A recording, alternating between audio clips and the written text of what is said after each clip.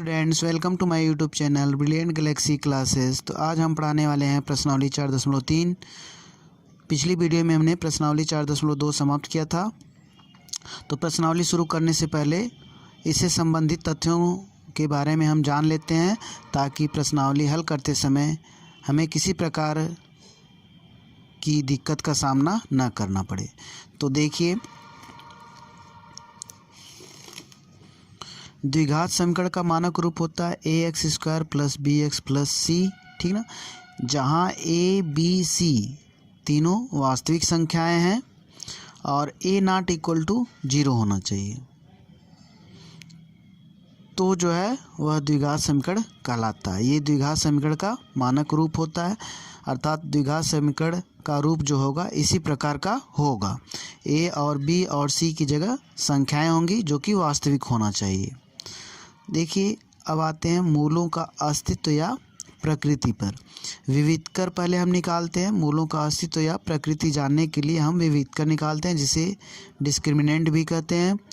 अब d बराबर विविधकर निकालने का फार्मूला b² - 4ac होता है।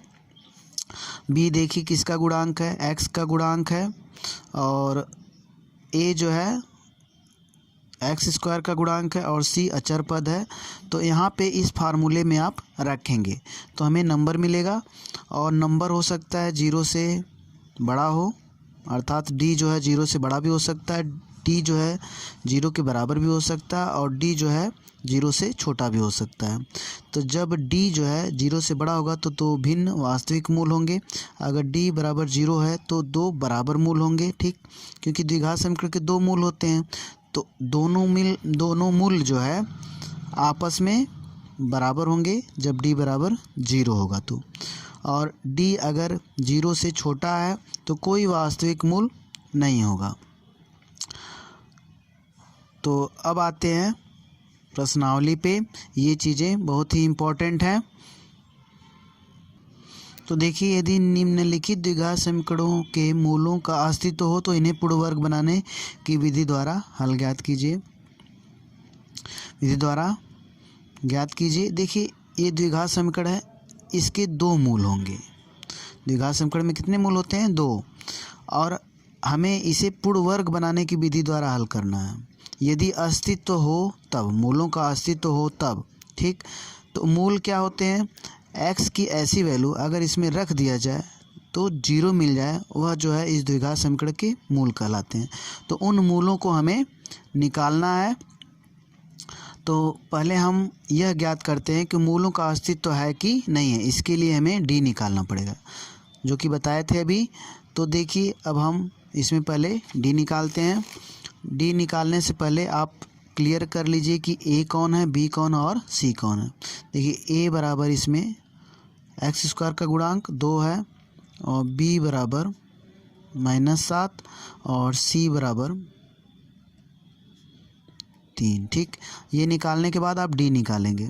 तो d निकालने के लिए फार्मूला होता है b² - 4ac, ठीक। विविधकर हम निकाल रहे हैं। तो b आपका -7 का स्क्वायर -4 इंटू a, देखिए x² का गुणांक है 2 ले लीजिए, और c जो है 3।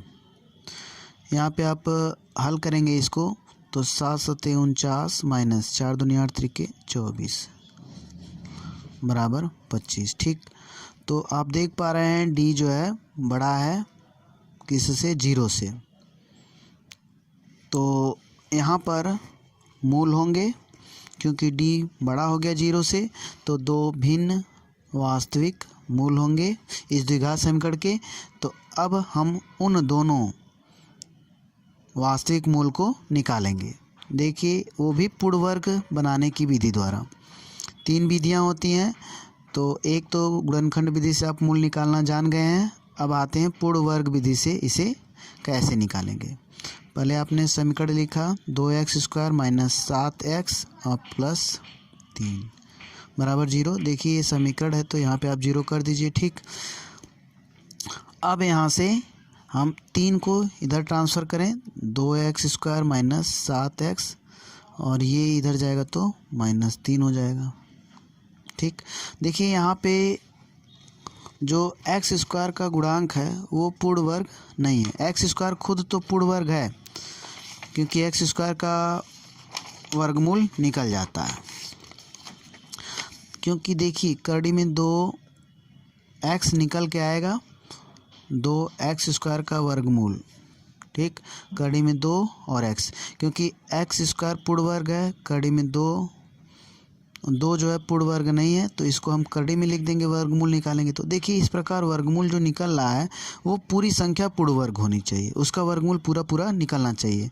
लेकिन यहाँ पे 2 का वर्गमूल नहीं निकल रहा, तो इसको अगर यहाँ पे एक्स स्क्वायर केवल होता तो इसका वर्गमूल निकल जाता x।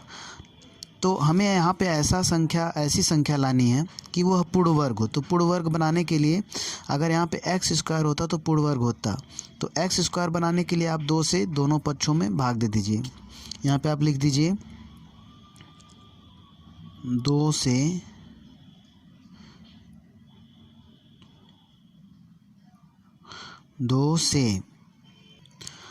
से दोनों पक्षों में भाग देने पर हमने लिख दिया।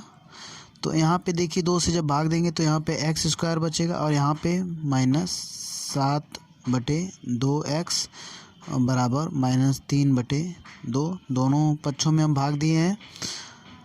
अब हम इसको सर्वसमीका के रूप में बदलेंगे इधर वाले पार्ट को, ठीक। उसके लिए देखिए यहाँ पे -7/2 है, तो हम किस सर्वसमीका के रूप में बदलेंगे।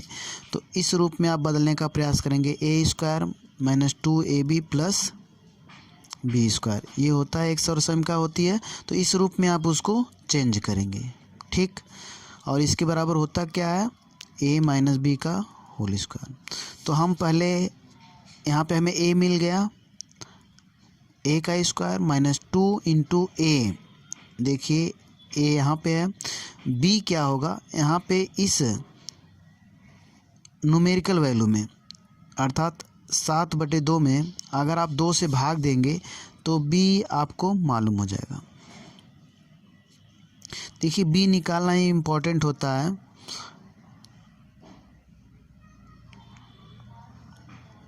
7/4 जब आप b निकाल लिए तो समझिए बहुत कुछ हल कर लिए यहाँ पे। तो a तो आपको यहीं से मिल गया -2 × a, अब b देखिए यहाँ पे 7/4, ठीक। जो b निकला है उसी के स्क्वायर को इधर आप जोड़ दीजिए।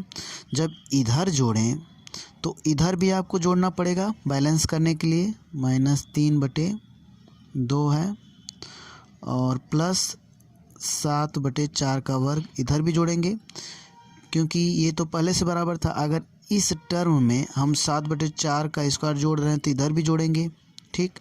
अब देखिए ये सर्वसमीका के रूप में चेंज हो गया, a का स्क्वायर + b का स्क्वायर -2ab।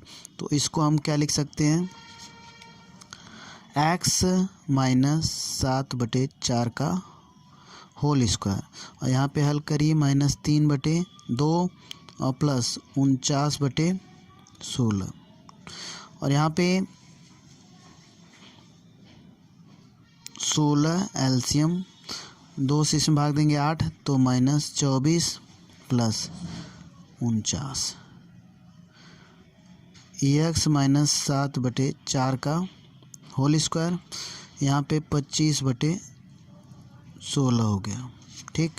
तो x - 7/4 बराबर 25/16 का वर्गमूल निकलेगा, क्योंकि ये इधर आएगा तो वर्गमूल हो जाएगा। अब देखिए यहाँ पे 5/4, इसका वर्गमूल प्लस और माइनस में होगा, ठीक। तो एक बार हम धनात्मक चिन्ह लेके और एक बार ऋणात्मक चिन्ह लेके हल करेंगे तो आपको x के दोनों मूल मिलेंगे, ठीक।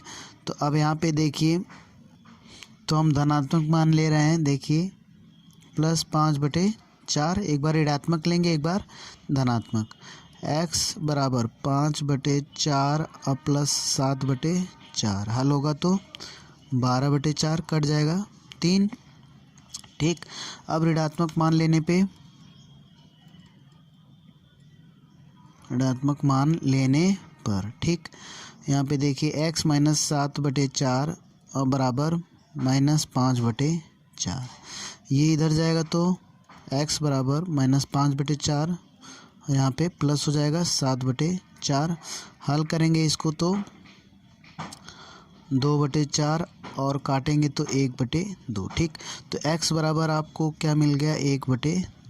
तो इस प्रकार देखिए हमें जो है मूल मिले, एक मूल 1/2 होगा और दूसरा मूल यहाँ पे x बराबर मिला है 3। ठीक, यहाँ पे आप एक बार और लिख दीजिए। तो देखिए दो मूल हमें मिल गए और ये दोनों क्या हैं, आपस में भिन्न हैं और वास्तविक हैं। अब आते हैं अगले पार्ट पे। तो यहाँ पे भी हम पहले d निकालेंगे। तो d निकालने के लिए आप a बराबर 2 और b बराबर 1 और c बराबर -4 है। यहाँ पे आप d निकाल लीजिए, d यहीं पे निकाल देते हैं। d बराबर b² -4ac। ठीक, तो d बराबर b की वैल्यू 1 का स्क्वायर -4, a जो है 2 है और c जो है -4। तीनों गुणा करेंगे तो ये +4 चौको 16 दूनी 32 और 1 कुल मिला के 33। तो यहाँ पे आप देख पा रहे हैं d जो है >0 है। तो हम कह सकते हैं कि इसके भी दो वास्तविक मूल होंगे। अब देखिए हम निकालते हैं। इसमें आप x² बनाने के लिए आप 2 से भाग देंगे, या तो इसको पहले इधर कर लीजिए 2x² + x बराबर 4। ठीक, अब दोनों पक्षों में 2 से भाग देने पे यहाँ पे आप लिख लीजिएगा, हम थोड़ा सा लिख रहे हैं, दोनों पक्षों में 2 से भाग देने पे आप लिख लीजिएगा। तो यहाँ पे x² + x/2 और बराबर 2 से इसमें भाग होगा तो 2 हो जाएगा। ठीक, अब देखिए यहाँ पे 1/2 है, यहाँ पे 1 हिडन है। तो 1/2 में आप 2 से भाग देंगे तब जो आएगा तब आपको b मिलेगा। ठीक, यहाँ पे a तो है ही, a का स्क्वायर +2 × a यही मिल गया। अब b निकालने के लिए 1/2 में आप 2 से भाग देंगे तो आ जाएगा 1/4। तो ये 1/4 आपको मिल जाएगा। अब इधर उतना जोड़ लीजिएगा जो b है, b का स्क्वायर जोड़िएगा और इधर भी आपको जोड़ना पड़ेगा, क्योंकि बैलेंस रखने के लिए जब एक काम इधर कर रहे हैं तो वही काम आपको इधर भी करना पड़ेगा। ठीक, अब देखिए ये आइडेंटिटी सर्वसम्मिका पे रखेंगे तो ये क्या हो जाएगा x + 1/4 का होल स्क्वायर और यहाँ पे 2 + 1/16 हो जाएगा। हल करेंगे तो 16 दूनी 32, 1 33/16। अब x + 1/4 का होल वर्ग बराबर 33/16। ठीक, अब हम x + 1/4 बराबर क्या होगा 33/16। इसका वर्गमूल निकालेंगे तो, क्योंकि इसका वर्गमूल तो निकलेगा नहीं और इसका जो है 16 का निकलेगा तो 4 हो जाएगा और ये प्लस माइनस होगा। ठीक, अब धनात्मक मान लेने पे, धनात्मक मान लेने पर, ठीक, तो x + 1/4 बराबर हम ले रहे हैं धनात्मक वैल्यू लेंगे। ठीक, तो 33/4 x बराबर क्या हो जाएगा 33/4 माइनस 1/4। इसको हल करेंगे तो 33/4 - 1 हो जाएगा। ठीक, क्योंकि हर बराबर है तो उसको वही लिख देते हैं और ऊपर का ऊपर घटा देते हैं। इस वैल्यू को आप ऐसे भी लिख सकते हैं, जो कि शायद उत्तर में दिया है, तो हम ऐसे भी लिख सकते हैं। इस वैल्यू और इस वैल्यू में कोई फ़र्क नहीं है। ठीक, अब आते हैं ऋणात्मक मान लेने पे। ऋणात्मक मान लेने पर हम देखते हैं हमें क्या मिलता है। x + 1/4 बराबर -33/4। तो x बराबर यहाँ पे -33/4 - 1/4। ठीक, अब ये तो वही रहेगा नीचे वाला पार्ट और ऊपर जो है भी वही रहेगा, क्योंकि हर बराबर है तो ऊपर का ऊपर जोड़ ले तो माइनस कड़ी में 33 माइनस 1, ये आपकी वैल्यू हो जाएगी। ठीक, इसको आप ऐसे भी लिख सकते हैं -1 माइनस कड़ी में 33/4, प्लेस बदल सकते हैं लेकिन साइन नहीं बदलेंगे। ठीक, अब ये आपका दूसरा मूल निकल गया। अब आते हैं अगले पार्ट पे। तो यहाँ पे देखिए a बराबर 4 है और b बराबर 4 कड़ी में 3 है और c बराबर 3 है। तो यहाँ पे आप d निकाल लीजिए, d बराबर b² माइनस 4ac। तो b देखिए 4 और कड़ी में 3 का whole square minus 4 into a जो है 4 है और c जो है 3 है। 4 चौको 16, 16 तिया 48, माइनस 4 चौको 16 तिया 48। देखिए यहाँ पे d हमें 0 मिल गया, तो जो भी मूल होंगे वे जो है बराबर होंगे, दोनों मूल आपस में बराबर होंगे और वास्तविक होंगे। ठीक, तो आइए अब मूल निकालते हैं। तो यहाँ पे देखिए इसको इधर लेके आइए, 4x² प्लस 4 कड़ी में 3 बराबर, यहाँ पे x भी है, बराबर -3।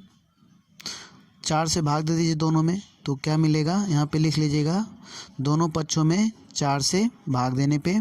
ठीक, तो ये मैटर अलग है, तो दोनों पक्षों में जो है 4 से भाग देने पे यहाँ पे आपको कड़ी में 3x मिल जाएगा। ठीक, और बराबर -3/4।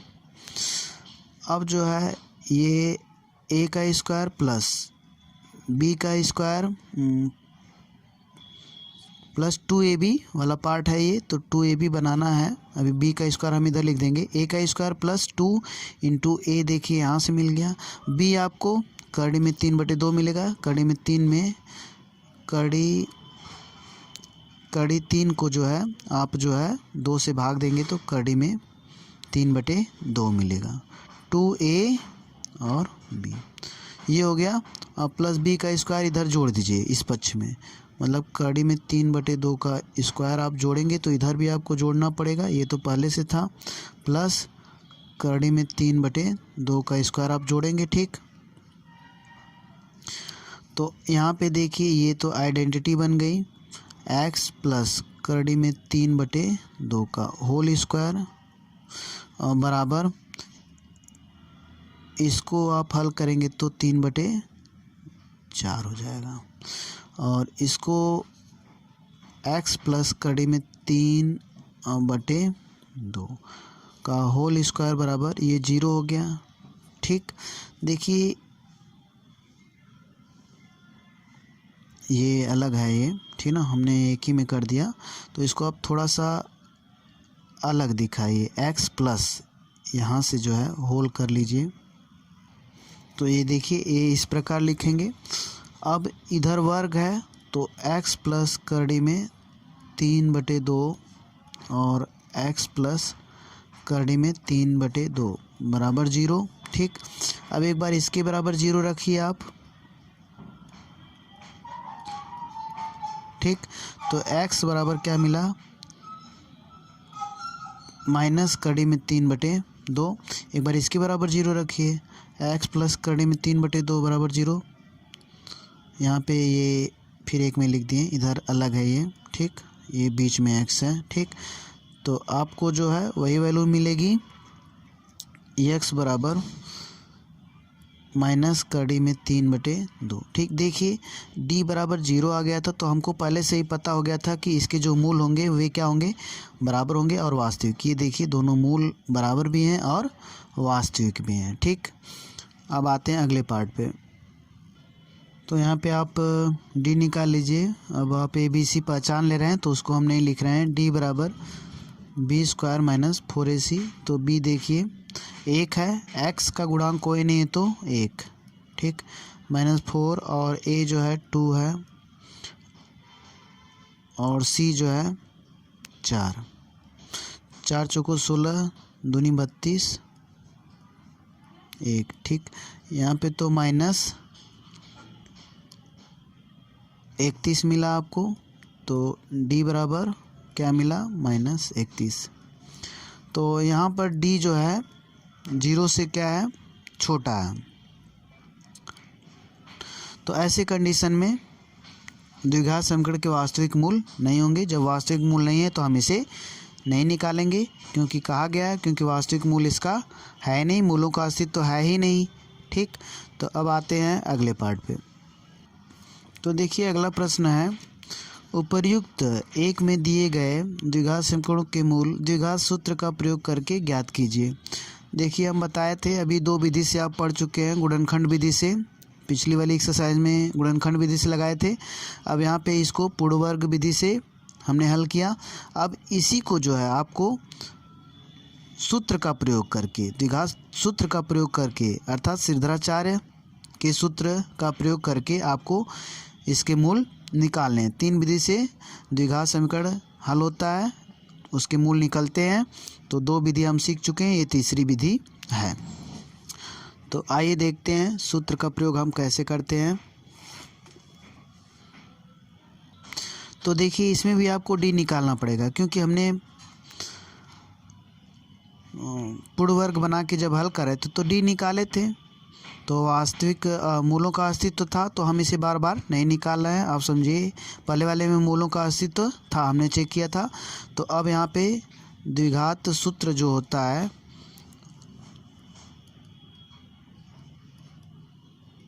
देखिए -b प्लस माइनस √d/2a होता है। ठीक, तो द्विघात सूत्र से आप जब इस पे आप मान रख देंगे तो मूल निकल आएंगे। ठीक, तो यहाँ पे हम रख रहे हैं x की वैल्यू निकालने के लिए, तो हम पहला मान धनात्मक ले रहे हैं। देखिए धन और ऋण दोनों हैं, तो एक बार धन लेंगे, एक बार ऋण लेंगे। ठीक, तो x के मान निकल आएंगे, क्योंकि x के 2 मान निकलेंगे, द्विघात समीकरण तो 2 मान निकलेंगे, एक बार माइनस लेने पे यहाँ पे और एक बार प्लस लेने पे। ठीक, ये -b तो दोनों में रहेगा। देखिए -b अब क्या है, यहाँ पे b देखिए -7 है, तो -7 आप b की जगह रखिए, और प्लस, क्योंकि हम यहाँ पे धनात्मक वैल्यू ले रहे हैं,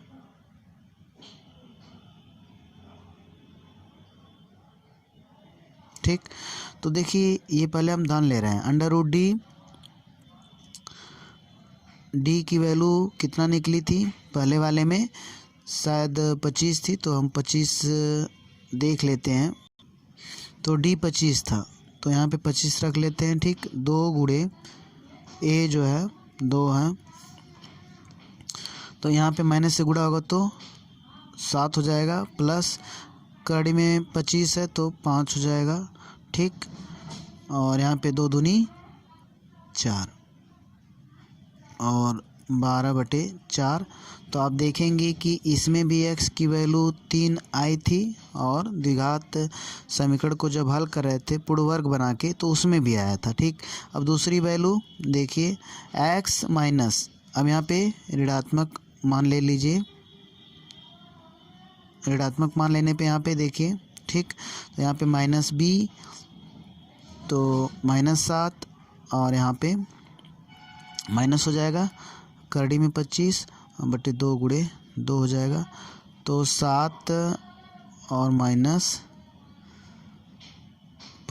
ठीक, बराबर 2 दूनी 4। ये 2/4 हो गया, कट के जो है 1/2 आ जाएगा। तो इस प्रकार x की दूसरी वैल्यू 1/2 आ गई। तो हमने द्विघात सूत्र का प्रयोग करके मूल जो है द्विघात समीकरण के निकाला। अब आते हैं अगले पार्ट पे। तो इसमें भी देखिए d > 0 था, मूल का अस्तित्व था। ठीक, तो हम इसे द्विघात सूत्र का प्रयोग करके या श्रीधराचार्य फार्मूले का यूज़ करके हम इसे लगा रहे हैं। ठीक, देखिए द्विघात सूत्र क्या होता है, तो x बराबर द्विघात सूत्र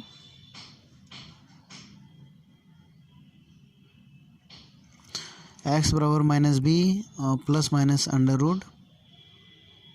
√d/2a। अब यहाँ पे एक बार पॉजिटिव वैल्यू लेंगे, एक बार नेगेटिव। तो इसमें डी की वैल्यू आई थी और वो थी 33। ठीक, तो आप जो है पीछे देख सकते हैं पहले वाले प्रश्न में, क्योंकि वही प्रश्न है, हमको खाली द्विघात सूत्र से लगाना है। तो डी की वैल्यू कितना आई थी 33, तो यहाँ पे आप रख दीजिए माइनस, और यहाँ पे बी की वैल्यू 1 और प्लस माइनस अंडर रूट 33। ठीक, और 2 गुणे 1 क्या है 2 है, तो यहाँ पर -1 और प्लस माइनस अंडर रूट 33/4। इसका मतलब देखिए हम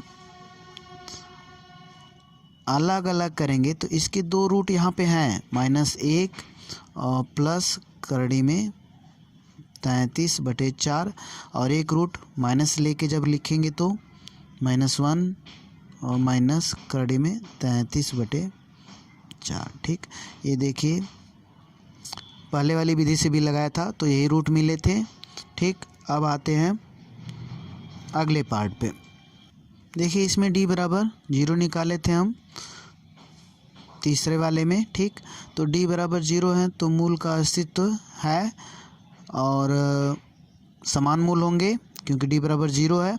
तो यहाँ पर हम द्विघात सूत्र का यूज़ करेंगे, द्विघात सूत्र। ठीक, बराबर होता है -b x बराबर -b और plus minus under root d/2a। तो अब हम वैल्यू रखें x बराबर -b, देखिए यहाँ पे -4 करड़ी में 3, ये b का मान रखें और plus minus under root d, क्योंकि 0 था तो 0 का वर्गमूल 0 ही होगा, और 2 गुणे a 4। ठीक, अगर हम इसको अब लिखें तो -4 करड़ी में 3 और 4 दूनी 8। ठीक, तो x के दोनों मूल वही होंगे, काट देंगे 4 दूनी 8, तो -2 यहाँ पे करड़ी में 3 होगा, केवल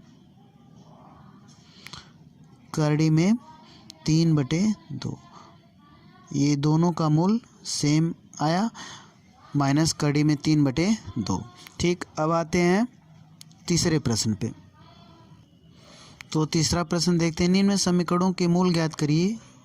ये समीकरण है, इसको हम हल करेंगे तो द्विघात समीकरण बन जाएगा, और x ≠ 0 होना चाहिए। मतलब कि अगर यहाँ पे x 0 कर देंगे तो x जो मूल होगा वो 0 नहीं होना चाहिए। ठीक ना, इसका मतलब ये है। ठीक, तो अब यहाँ पे देखिए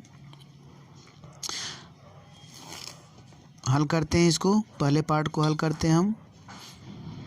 इसको घटाएंगे तो x² -1 और बटे x बराबर 3। ठीक, इसमें से इसको घटाएंगे तो हमने डायरेक्ट घटा दिया है, आप डायरेक्ट घटा सकते हैं और लॉन्ग टर्म से भी घटा सकते हैं। देखिए अब तीसरे गुणा कर लीजिए, x² -1 बराबर 3x, इसका इसमें गुणा और इसका इसमें। ठीक, x² -3x -1 बराबर 0।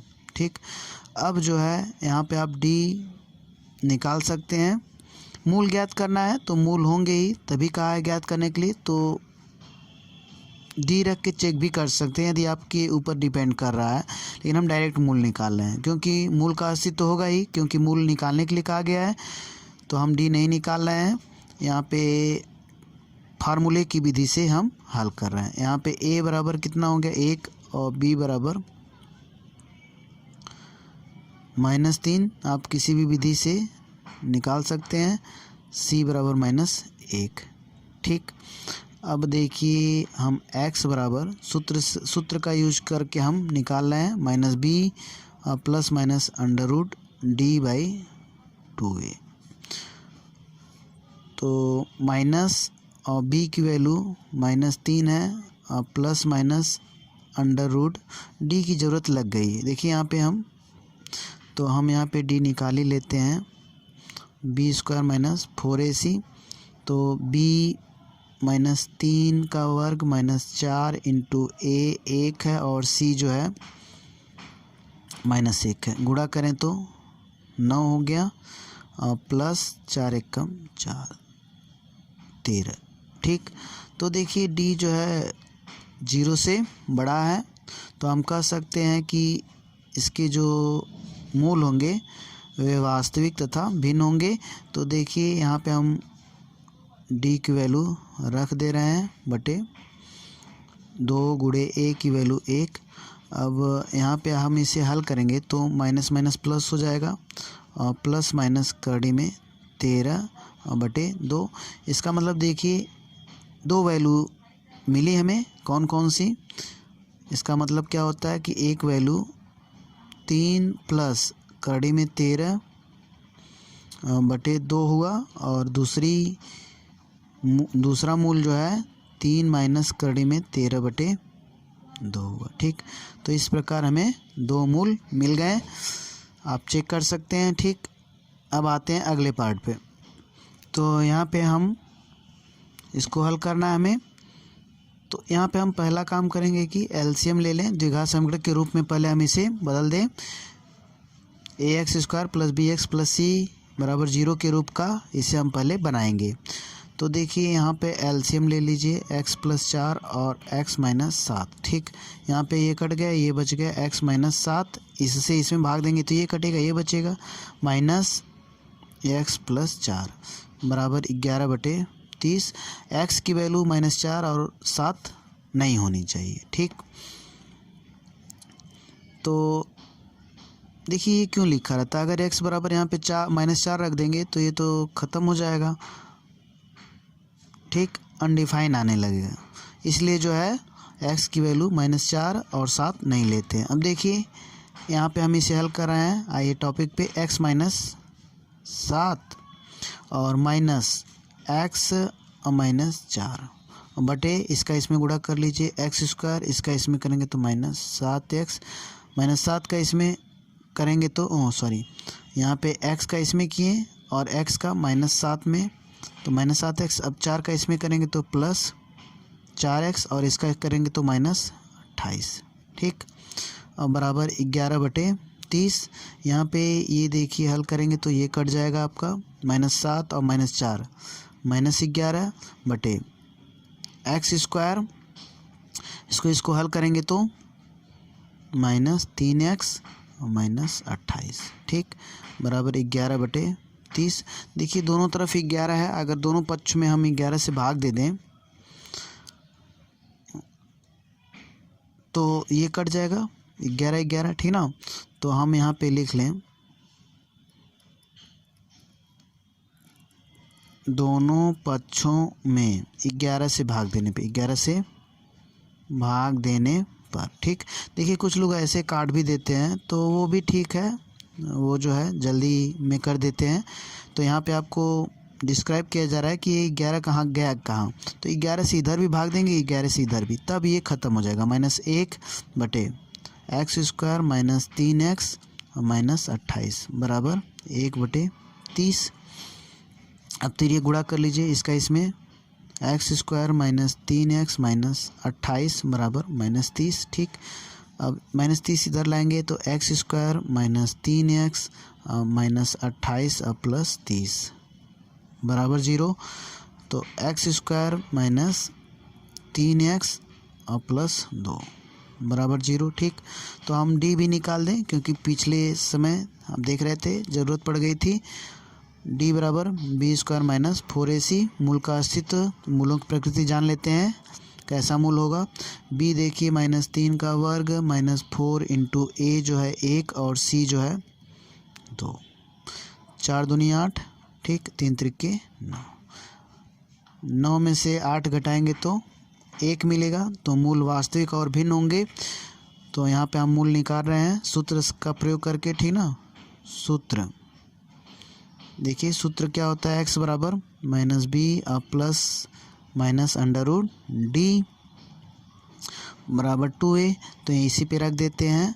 -b देखिए माइनस और -3 है, देखिए यहाँ पे माइनस ये फार्मूले वाला है, यहाँ पे b की वैल्यू -3 है वो रखते हैं। ठीक, और √d 1 है और यहाँ पे 2 गुणे ए का मान 1 है, तो इसको अगर हल करें तो 3 प्लस माइनस 1 का वर्गमूल 1 ही होगा और 2 एकम 2। ठीक, तो इसका मतलब कि हम एक बार प्लस लेके हल करेंगे और एक बार माइनस लेके। तो हम पहले धनात्मक चिन्ह लेके हल कर रहे हैं। देखिए यहाँ से यहाँ तक धनात्मक मान ले रहे हैं।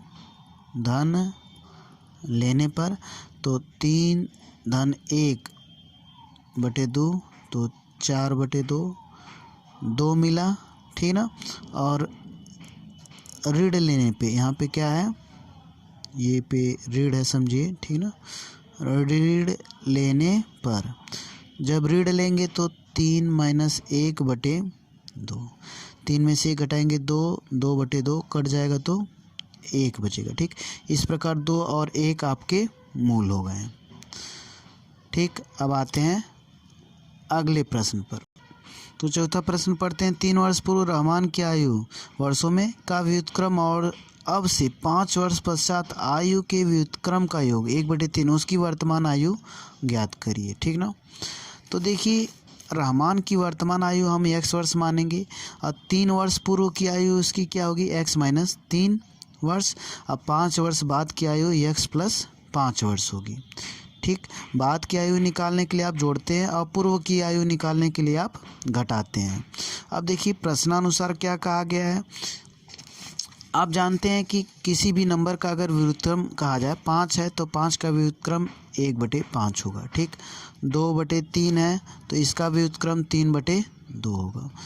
ठीक, तो इसी प्रकार कहा गया प्रश्न में कि जो 3 वर्ष पूर्व की आयु हो उसका व्युत्क्रम अर्थात 1/x माइनस 3, और जो 5 वर्ष बाद की आयु हो उसका व्युत्क्रम अर्थात 1/x प्लस 5 का जोड़ जो है, दोनों हमने जोड़ कर दिया है।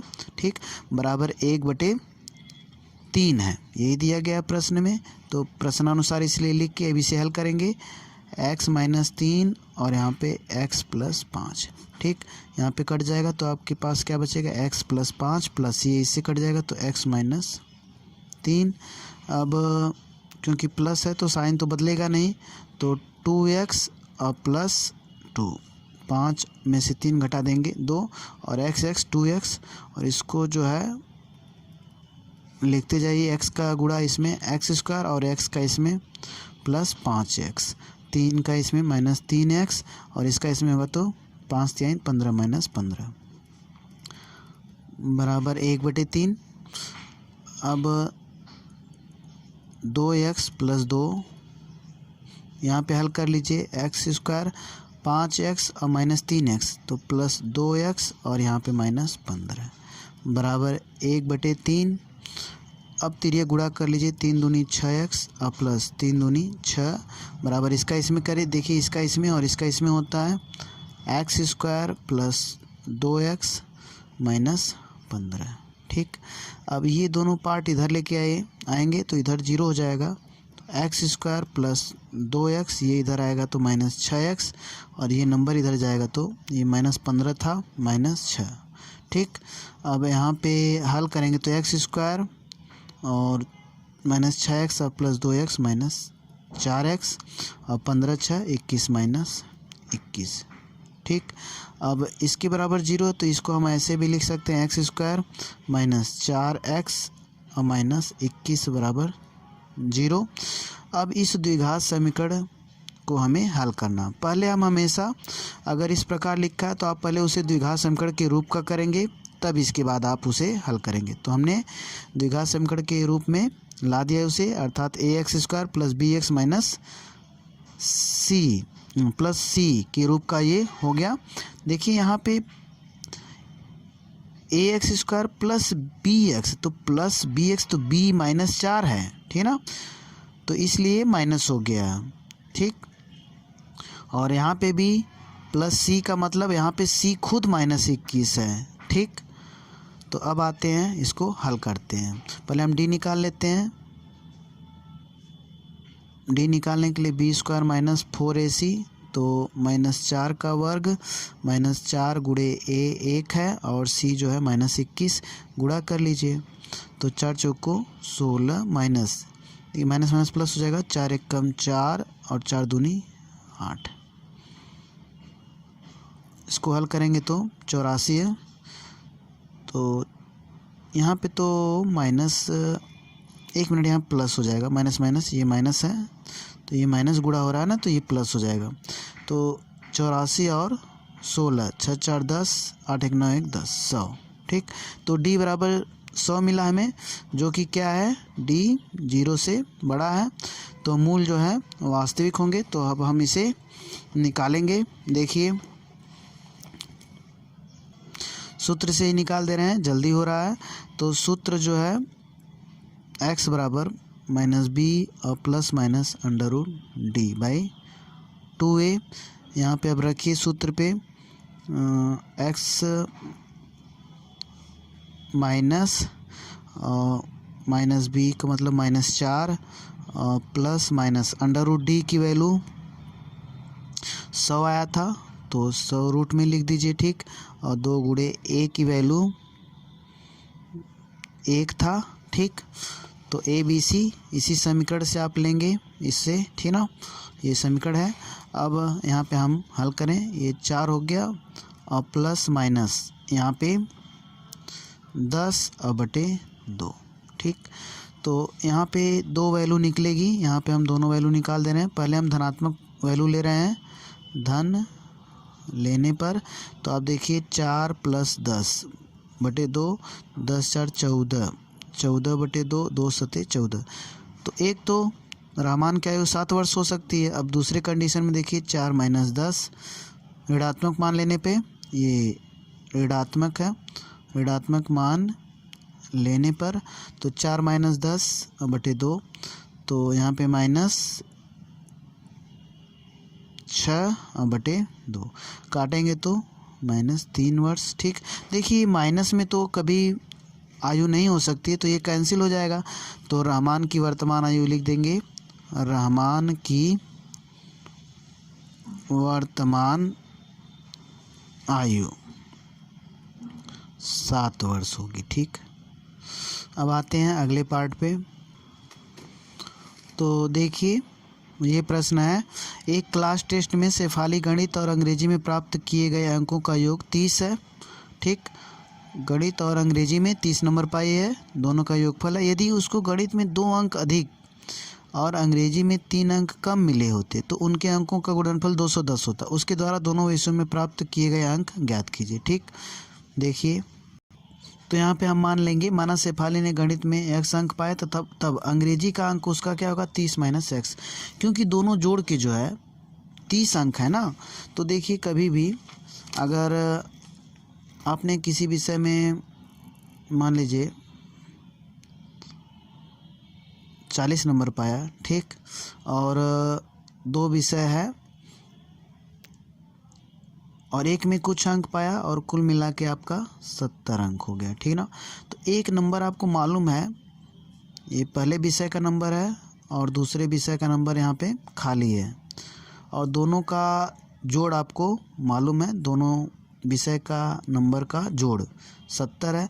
तो ये दूसरी विषय में आपने कितना नंबर पाया, इसमें से इसको घटाएंगे, क्योंकि एक विषय का केवल आपको पता है तो आप जो है उससे दूसरे विषय का निकाल सकते हैं। ठीक, तो हमने माना शेफाली ने गणित में x अंक पाए, तब अंग्रेजी का अंक 30 माइनस x होगा, घटाएंगे। ठीक, अब देखिए क्या कहा गया है, यदि उससे गणित में 2 अंक अधिक मिलते हैं, ठीक, गणित में 2 अंक अधिक और अंग्रेजी में 3 अंक कम मिले होते हैं तो उनके अंकों का गुणनफल 210 होता। प्रश्नानुसार आप लिख लीजिए, प्रश्नानुसार गणित में 2 अंक का रहा है अधिक पाई होती तो गणित का अंक बढ़ा दीजिए आप x + 2। ठीक, और अंग्रेजी में 3 अंक कम मिले होते, अंग्रेजी का अंक 30 माइनस x माइनस 3। ठीक,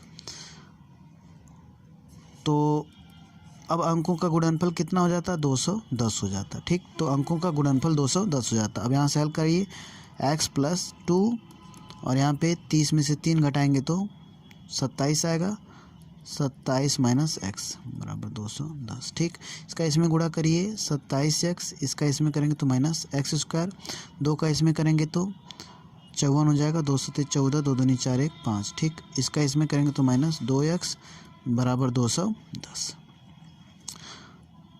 अब देखिए यहाँ पे हम 27x माइनस 2x तो 25x हो जाएगा और माइनस एक्स स्क्वायर और प्लस 54 है माइनस 210, ठीक, बराबर 0। ये इधर लेके आ गए हैं, ठीक। अब इसे हल कर लीजिए।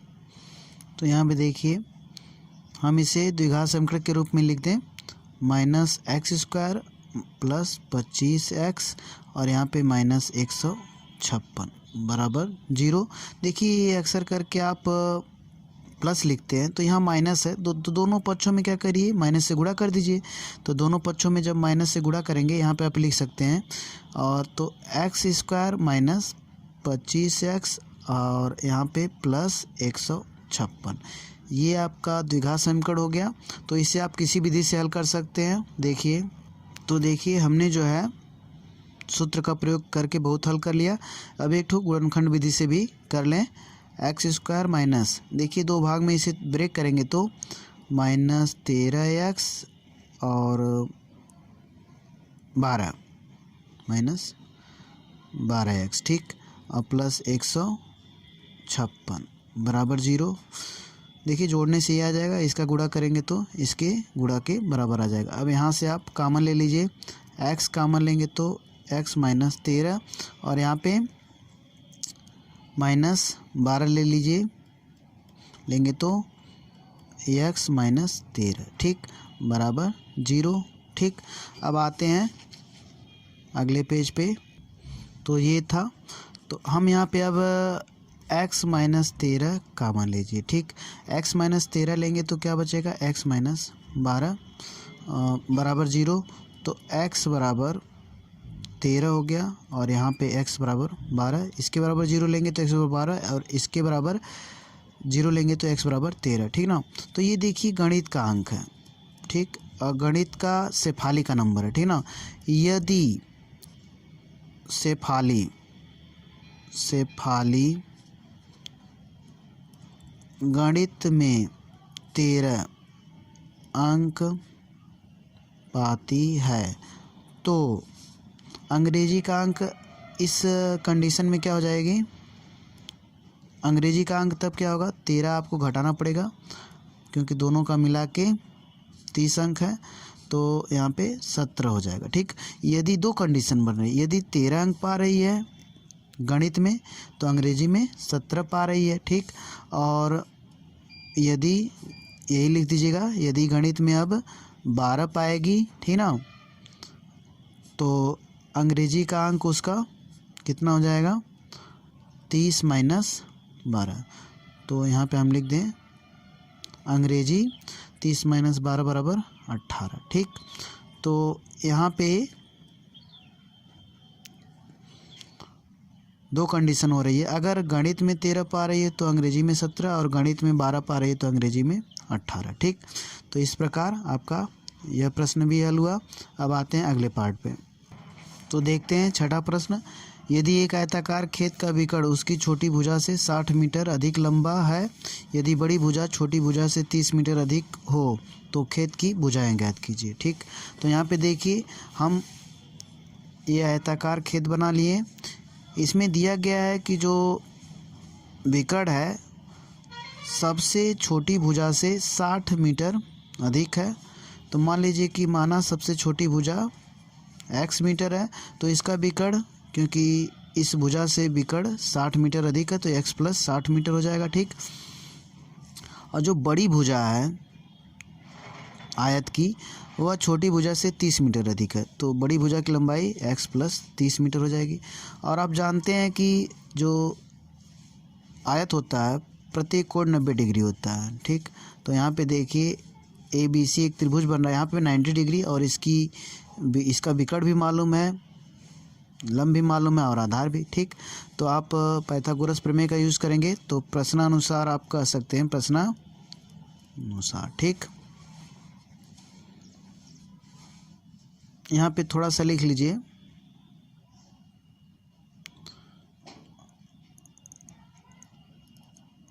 यहाँ ABC एक समकोण त्रिभुज होगा, ठीक ना। क्योंकि आयत का प्रत्येक कोण समकोण होता है। ठीक, तो देखिए जब ये समकोण त्रिभुज हो गया तो हम विकर्ण का जानते हैं पाइथागोरस प्रमेय। तो पाइथागोरस प्रमेय से, ठीक, यहाँ पे AC का स्क्वायर बराबर AB आधार का स्क्वायर प्लस लंब का स्क्वायर मतलब BC का स्क्वायर। ठीक, तो AB देखिए x प्लस 30 का होल स्क्वायर प्लस BC जो है x का स्क्वायर, AC का स्क्वायर, AC x प्लस 60 है तो ये लिख दीजिए। तो यहाँ पे हम लिख देते हैं x प्लस 60 का होल स्क्वायर। अब यहाँ पे तोड़ दीजिए फार्मूले से, a का स्क्वायर प्लस b का स्क्वायर 3600 होगा, 60 का स्क्वायर करेंगे प्लस 2ab 2 छक्का 12 120x बराबर, इसको भी तोड़ेंगे a प्लस बी के फार्मूले से, a प्लस बी का होल स्क्वायर के फार्मूले से। तो a का स्क्वायर प्लस b का स्क्वायर 900 प्लस 2ab 60x और प्लस x स्क्वायर। ठीक, तो यहाँ पे देखिए 2 ठो एक्स स्क्वायर, एक ठो इधर है एक ठो इधर है, तो ये इधर जाएगा तो घट जाएगा, तो यहीं से हम इसे हटा देते हैं। ठीक, 3600 प्लस 120x बराबर, यहाँ पे देखिए 900 plus 60x plus x square, यही बचा। तो हम इसको पूरे को इधर लाते हैं, देखिए 3600 है माइनस हो जाएगा, ये 900 लाइक टर्म एक जगह कर लीजिए सजाती। ठीक, नंबर की जगह x वाला x की जगह 60x है और माइनस 120x, ठीक, और प्लस x स्क्वायर बराबर 0।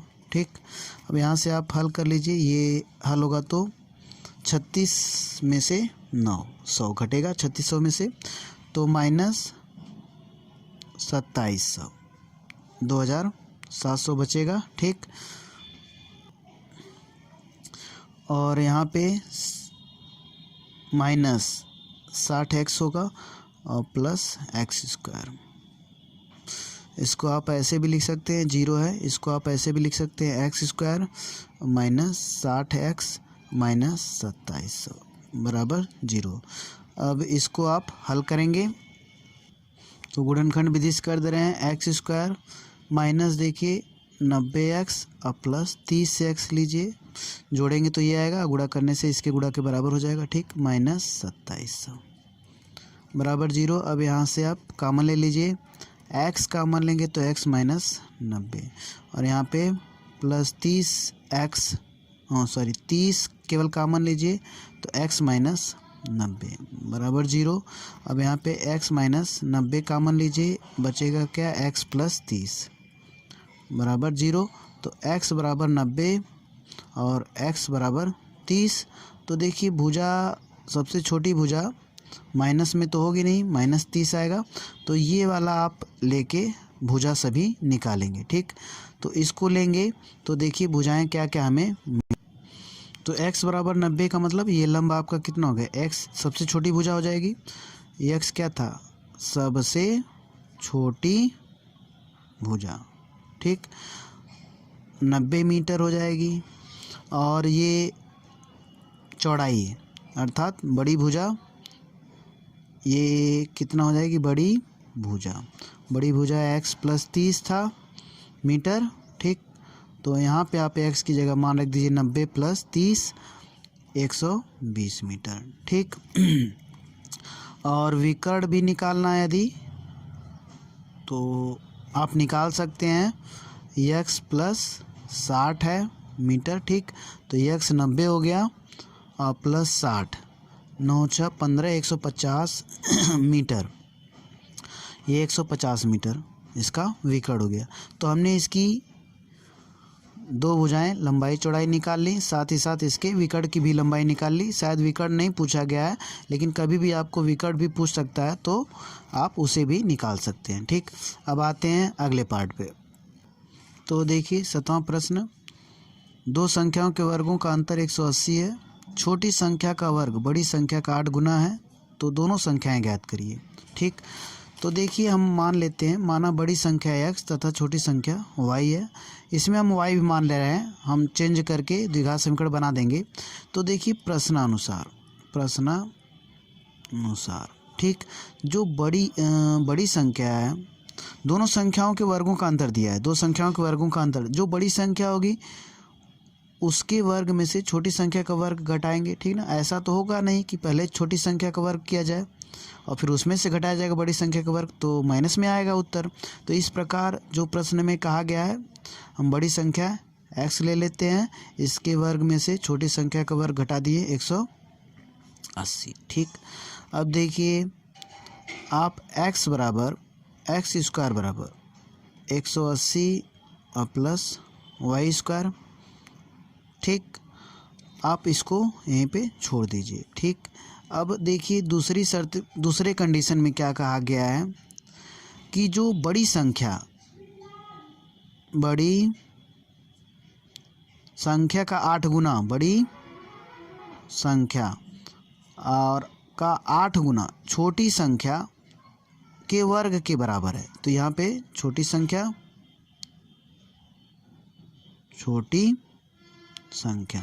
ये भी प्रश्न में है, छोटी संख्या बराबर बड़ी संख्या का 8 गुना, तो छोटी संख्या y है और बड़ी संख्या x गुणे 8। ठीक, तो y बराबर 8x। ठीक, अब देखिए आप जो है यहाँ से y का मान, तो ये छोटी संख्या का वर्ग है, ये छोटी संख्या का वर्ग है, प्रश्न में हमने ध्यान नहीं दिया। तो छोटी संख्या का वर्ग बड़ी संख्या के 8 गुने के बराबर है, तो छोटी संख्या का वर्ग तो ये वाई स्क्वायर होगा। ठीक, बराबर x इंटू 8, तो वाई स्क्वायर बराबर 8x। ठीक, तो अब जो है वाई स्क्वायर बराबर हम रख सकते हैं, हमें जो है यहाँ पे वाई स्क्वायर निकाल देना चाहिए था। ठीक ना, तो यहाँ पे आप वाई स्क्वायर अगर हम निकालें, यहाँ पे देखिए वाई स्क्वायर बराबर क्या मिलेगा, एक्स स्क्वायर माइनस 180। तो यहाँ पे ये समीकरण 1 कर लीजिए आप। ठीक, वाई स्क्वायर बराबर निकाल लीजिएगा। ठीक, अब यहाँ पे वाई स्क्वायर का मान रख दीजिए समीकरण 1 से। ठीक, यहाँ पे वाई स्क्वायर का मान रखिए, देखिए एक्स स्क्वायर और माइनस 180 बराबर 8x। ठीक, वाई स्क्वायर का हमने मान रखा और ये 8x है ही, वाई स्क्वायर का मान यहाँ से यहाँ तक रखा। ठीक, अब देखिए द्विघात समीकरण बन गया आपका -180 बराबर 0, ये इधर लेके आ गए। ठीक, अब इसे हम हल करेंगे, तो देखिए हम यहाँ पे तोड़ लेते हैं, x square minus 18x plus 10x minus 180 बराबर 0। ठीक, यहाँ से कामन ले लीजिए, x ले लिए तो x माइनस 18 और यहाँ पे प्लस 10 लेंगे तो x माइनस 18 बराबर 0। तो x बराबर x माइनस 18 एक ब्रैकेट में x प्लस 10, ठीक, बराबर 0, और यहाँ पे x बराबर 18 आएगा और x बराबर माइनस 10 आएगा। ठीक, तो दो वैल्यू मिल रही है। अब ये तो संख्या क्योंकि धनात्मक है,